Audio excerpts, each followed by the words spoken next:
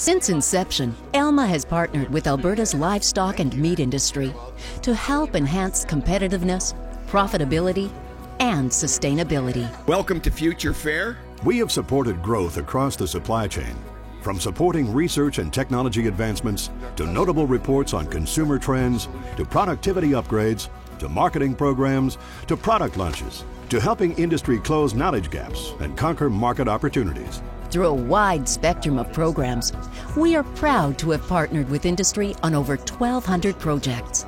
These initiatives have supported industry's continued efforts to produce and process more efficiently to provide the products consumers are looking for. In Alberta, consumers have a wide variety of choice when it comes to meat and livestock products, including beef, chicken, pork, dairy, lamb, and bison.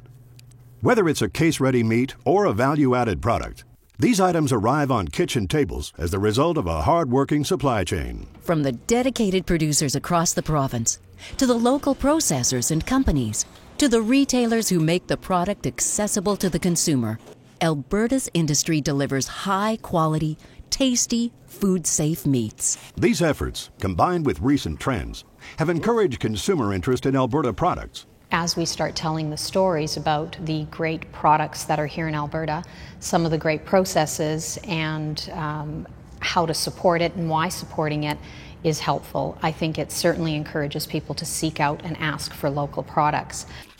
However, that interest also comes with an increasing curiosity about where their food comes from. Today we face a growing population that is generationally and geographically removed from how food is produced. In some cases, you have to go back 3 generations to find someone who actually visited a farm or lived on a farm. And because of that, they are disconnected from how food is produced. And when they get disconnected, we are also living in a digital age, they start to ask questions. There's new demands for how we treat animals, the nutritiousness of food, what's in my food, show me that it's safe, demonstrate it. These are expectations that are increasingly facing supply chains. Changes often come with arising opportunities and challenges to overcome. When faced with changes in consumer trends, market expectations, and regulations, Alberta's industry continues to prove its strength, its unity, as well as its pride in the products provided to its customers. With consideration to the 3 pillars of economic, environmental, and social, sustainability helps the industry to continue producing food responsibly for future generations. The formation of the Canadian Roundtable for Sustainable Beef is one example of the industry coming together to promote sustainable development for their industry. Then, when McDonald's chose Canada to host its verified sustainable beef pilot, the initiative centered in Alberta, proving the industry's leadership and commitment when it comes to sustainability. So there is a global conversation happening right now about beef sustainability. Alberta needs to be part of that. We are a part of that, and we're growing our presence in that global community. These projects include industry representatives taking initiative to further the industry when it comes to energy efficiency. For example, Oldgate Farm constructed a poultry barn that is not only cost-effective, but is also better for the environment and for the birds. At the time, the barn was the first of its kind in Canada. Alberta's livestock industries have also taken steps in sustainable development through research and innovation that focuses on improving the industry's environmental impact. Through the work of the Alberta Biodiversity Monitoring Institute, we are gaining more information about ecosystem services to support sustainability reporting, land use planning, and conservation approaches for Alberta. There are also ongoing research initiatives that aim to increase knowledge about carbon storage in grasslands, water cycles, and reducing greenhouse gas emissions caused by livestock. Reducing food waste is another common area of research, including using byproducts to make functional items from beauty products to energy. While research initiatives often take time to see results, in the case of Forge hydrocarbons, the results from Dr. David Bresler's work and industry collaboration has led to very promising potential. In 2003, I came over to the renewable space in a cross appointment with what was Alberta Agriculture at the time, looking at ways to create value from agricultural byproduct streams. And the one we started looking at was the rendering industry. So although we looked at protein, we also looked at the oil actually the fat component from the rendering industry. What attracted me to this technology is I was looking for a technology that could make a renewable diesel molecule and not use catalysts and not use hydrogen, and that's what we have here. And one of the demands from consumers and from the public is that animal welfare is at the forefront in terms of production practices. As an industry, we've always been proactive in responding to the needs of our customer base and to the needs of consumers. With increasing needs to ensure optimum practices when it comes to animal health and welfare, livestock associations as well as organizations like Alberta Farm Animal Care are providing important programs and events to ensure industry remains informed. The vast majority of producers are 100% committed to responsible animal care and can show this in a number of ways. As stewards of the livestock and poultry that we raise, we all have a great story to tell, and AFAC plays a role in helping the livestock industry promote that message and tell our story. Do you commonly put hay bales in the barn aisle? AFAC's work includes the Technical Large Animal Emergency Rescue Awareness classes hosted around the province in 2015 and 2016. It's like any kind of insurance. We don't know if we're ever going to use it. We hope we don't have to, but the reality is we may. Advancements in data and knowledge about prion diseases, such as CWD and BSE, have also helped the industry better meet market needs for meat products. The Alberta Prion Research Institute is an important partner in initiatives in this area and helps provide breakthroughs to best practices. That helps producers to ensure their animals live a happy, healthy life. Meanwhile, food safety enhancements found through research have provided important innovations and processes that allow processors to more efficiently identify or eliminate food pathogens, helping to reduce food recalls and increase human health. Another method for industry to enhance their knowledge of their animals is through traceability, including creating mobile app technology and upgrading animal tags. We've gone away from manual entries on paper, and we're doing everything with a PDA now, and with scanners and panel readers, computer systems and software. But being able to read tags at 20 miles an hour, 7 animals abreast in a 16-foot wide alley, and that's something that with the current technology is impossible. Being able to read animals like that going through a gate at a pasture, again, totally automatic, to me seems like a lot of opportunities to, again, save money, save time, and be way more accurate. Thanks to the progress achieved through the SAIT Ultra High Frequency Tag Initiative, among others, what was previously impossible is slowly becoming a reality. Efforts in traceability lead to positive effects through the supply chain, and sometimes open up opportunities in both current and new markets.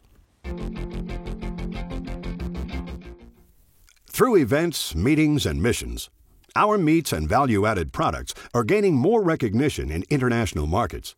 Meanwhile, livestock associations are striving to keep up domestic market engagement through marketing programs, such as Passion for Pork and Famous Taste. With a continued commitment to advancing innovation and practices to meet market needs, Alberta has found recent success. The viewscape that you see defines what Alberta and Canada as a whole have to offer to the world. We have something that very few other countries in the world have, and that's space. We are able as producers to produce cattle in wide open ranges, but the end meat product is coming out absolutely consistent. And that's what international customers want. Organizations like Canada Pork International are also creating programs to translate market activities into sales. Most recently, through its Alberta Pork Export Market Development Program. By continuing to help develop current and future markets, Alberta's livestock and meat sectors can support local businesses and grow capacity. With reports like the Canadian Consumer Retail Meat Study and Canada's Beef Food System report completed by the Canadian Agri-Food Policy Institute, industry gets the information it needs to pursue opportunities that drive profitability. It's not up to us, CAPI, an organization in Ottawa, to prescribe the beef sector strategy. But the approach that we are offering, based on the feedback we heard, might just enable that strategy to take place. And if that can help define our competitive advantage in the beef sector on a go-forward basis to create those profitable opportunities, then maybe that's just worth it. In fact, the CAPI report inspired work completed through the Straw Man Initiative. The idea came out of the beef summits hosted by ELMA, CAPI, Cargill, and the Alberta Cattle Feeders Association, and was completed by David Andrews, John Kolk, and Kim McConnell. Through the summits and cooperation with industry, the Straw Man team culminated a report designed to advance the industry. This initiative helped maintain momentum toward a stronger future and also helped to ensure all supply chain players contribute to an ongoing interactive dialogue. Alberta's food processing industry has experienced significant recent growth. By continuing to use locally sourced meats, Alberta companies and processors are constantly embracing new opportunities. Size is also no object, as this growth includes Cargill's 3 Alberta plants, consistently increasing production and capacity. Natin-based Mountaintop Foods, building and equipping a new federally inspected production facility to allow for increased productivity, as well as smaller companies like Messenger Meats finding new customers for their products. In fact, Alberta has also become a great place for people to start businesses, such as Sywin Foods. So they scoured the globe to find a country where they could locate their new operation. And they looked in many countries, including Australia, Brazil, and Canada, just to name a few. In 2004, they decided that Canada was the best choice and chose Canada because of the high reputation for food quality, and for Alberta in particular for its highest meat quality in the world. Sywin Foods has thrived in Alberta, moving from the Leduc Food Processing Development Centre to its own facility in the Edmonton area. Sywin products are now found in many major Western Canadian retail centres and are now bringing products to international markets. The company recognizes and appreciates the support the company has received since coming to Alberta. You feel very confident, you feel lots of people stand behind you to support you, to keep you move forward to make their food a success. One of the largest growth opportunities for Alberta's industry is through innovation and advancements that lead to increased productivity and differentiated products. Technology has become more present throughout the supply chain, and it helps increase overall efficiency. For processors, automation is a key part of that, as it often helps the companies to increase their productivity or launch new, unique products that address a market need. In the case of Patrick and Sherilyn Boss, building a semi-automated goat milking rotary helped to meet increasing demand for their products. While their Ponoka-based business, Rockridge Dairy, had already found great success in Alberta, they decided to improve upon the rotary designs they were given by a company in Holland. This decision has led to international interest because this rotary does much more than milk goats. The milking time is way shorter. The goats are in the back barn eating, and then they're in the holding pen, and they're milked, and they're back in the barn eating again, and it's 15 minutes out of their day. When the goat goes into the system, its RFID tag will be read, and it will be identified as an individual. Its milk volume will be monitored. It will have a graduated feed ration system in the parlor itself, so that those animals who are higher producers will get a higher based ration, whereas those lower produced animals will get a lower ration so they don't get fat and you don't waste money on unnecessary feed. When industry takes steps to streamline processes, it becomes easier to support the growing world population with quality product. Combining advancements like automation and genomics provides producers with more information about their animals. That strengthens the overall industry. You build a better lamb, you build a better farmer, you build a better feedlot, you build a better abattoir, more efficient, right?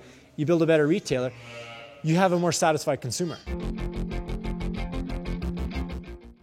Some of the livestock and meat industry's growth comes as a result of a booming provincial and national research sector. From vaccines to advancements in industry technology and best practices, our research sector provides solutions to industry and consumer needs. One of the most notable research ventures is the emergence of genomics testing and the evolution of genomics technology. There is a huge potential if we can use genetic markers, molecular breeding values, somehow identify those cattle that are giving us the high amount of profit and removing those ones that are on the negative side of the profit index. Genomics is an expensive process, but it has proved to be a worthwhile investment so far. As the result of numerous projects, including the work from Livestock Gentech, Delta Genomics, as well as Genome Alberta and Canada, the industry has enhanced information about residual feed efficiency, sire parentage, and other breeding values that will help producers succeed. In the case of the cattle industry, as the benefits start to reveal themselves, industry groups become more open and eager to learn more about genomics.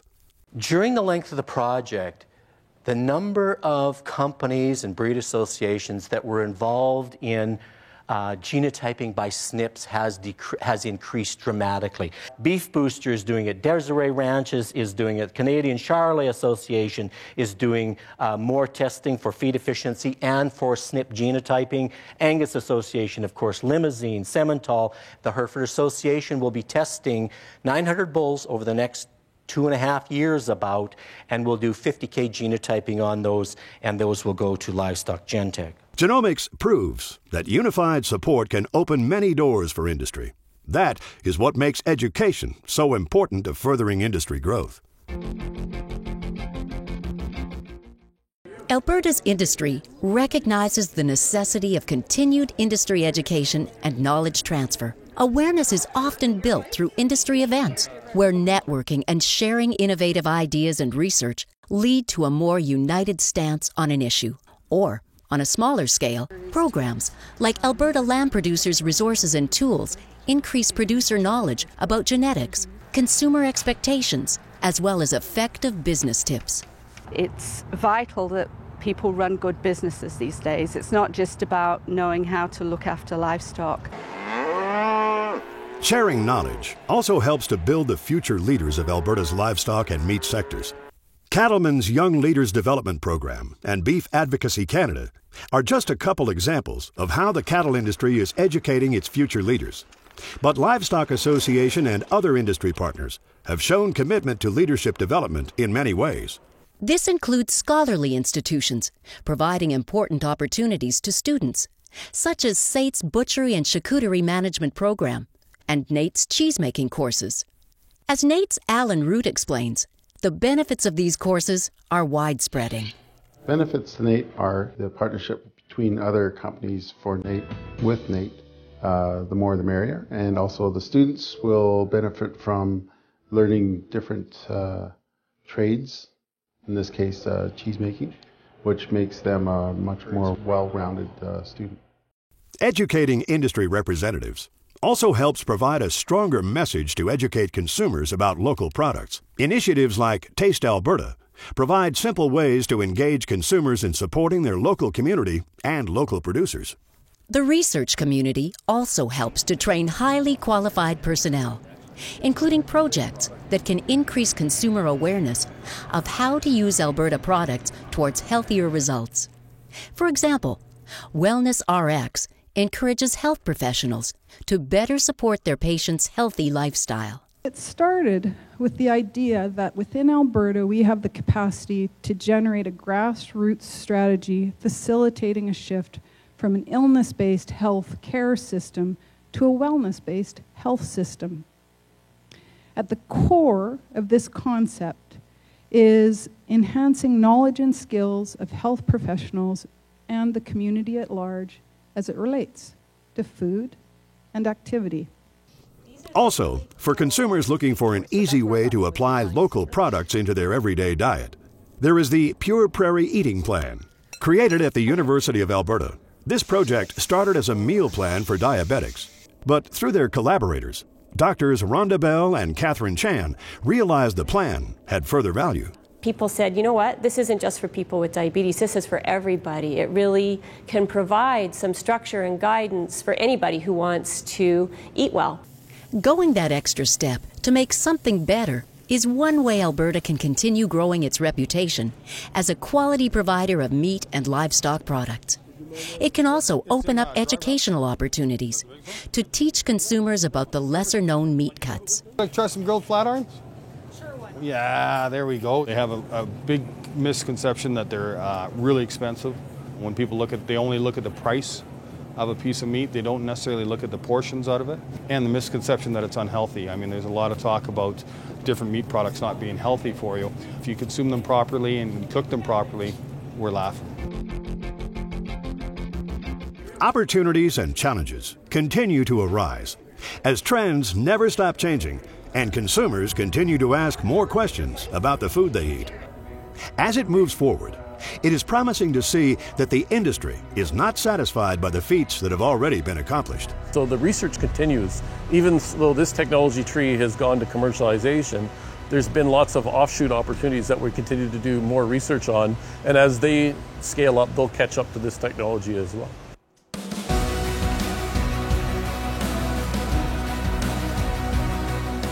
For the last 8 years, everyone at Elma has been honored to partner with Alberta's livestock and meat industries to support initiatives that help industry become more competitive, more profitable, and more sustainable.